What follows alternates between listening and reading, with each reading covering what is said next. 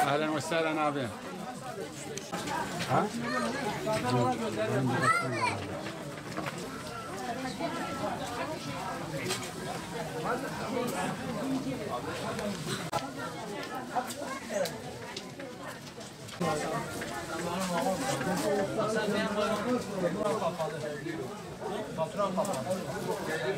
تقوم على الجرم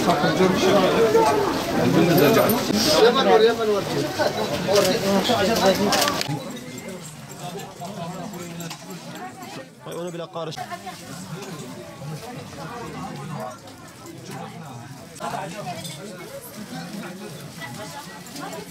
83 yaşındayım. 12 yaşında geldim. Ya işte babam getirdi rahmetlik beni ustaya koydu. Bu hala geldik. Tabii çıraklıktan 12 yaşında geldim ya. İşte 2-3 kişi kalmış. Biz de gittik mi oğlanlar gelir tükeni satar gider. Ya kimse gelip yapmaz ha, yapamaz. Sen oğlu koyar mısın? Sabah ezanından gel çaya in, ilaçla, etini al.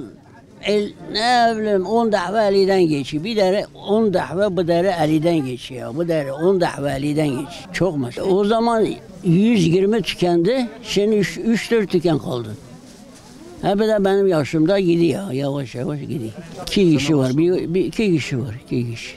Ham deri suya basılı çaya. Bu Balıklı Göl'ün suyu var ya. Oraya basılı. Ondan sonra ilaçlanıyor. Ondan sonra güneşi bekleysen, kuruduysan bir daha su verirsen onu yapmak 12 sefer geçiyor. 12 sefer bir deri eliden geçiyor. Öyle kolay değil. Bir kürk ben haftada bir tane yapabilirim. Afyon, Konya, işte Kazaları, Sandıklı, Pınarbaşı ne bileyim böyle toplayık yani.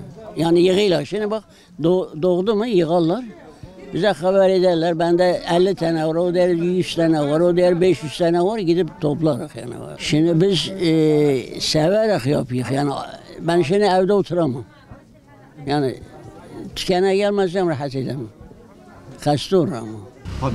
Bizim kürkü yapamazlar. Başka yaptıkları bak orada. Onları yaparlar. Bak makine işi bu. Yani el işi değil bunlar. Ali. İçini kuzu ifak anasından doğanı makine dikmez, yırtılır. El işi mecburi. Yani bu el işi olacak. Bu fabrika işi oldu mu makine yırtar bunu. Bak el işi. Görüyor musun? Bak el işi, hepsi el işi. Ama bunu makineye vurdu mu yırtılır. Keser ha. Bıçak gibi keser bunu. Yazın satılmaz. Yazın sen giyer misin kürk? Kışın. Yani bu zamanlar satılıyor yani. Kış ayında satılır. Yazın yani yavaş yavaş yaparız. Kışın satılır yani. Özelliği hatıra yani böyle el işi ya. Hatıra. Nasrettin Hoca değil mi? Davet ediyorlar o zaman artık. Gedemeçte oturuyor. Kürsüz gidiyor. Devrsiz hafta çağırıyorlar. Gene başa getiriyor. Hocam gel başla ki biz de başla. O da kürkünü uzadı, kürküm iyi değil. Yani kürkün bir şeyi var, çıkarda yani. Çıkarda şerefi var. Yok çoktan, yok. Kaç yüz sene evvelden bu şeyden geliyor yani böyle bir... Ne diyeyim, yani bizim eski yani, çok eski. Yani ahçabalara dayanıyor yani.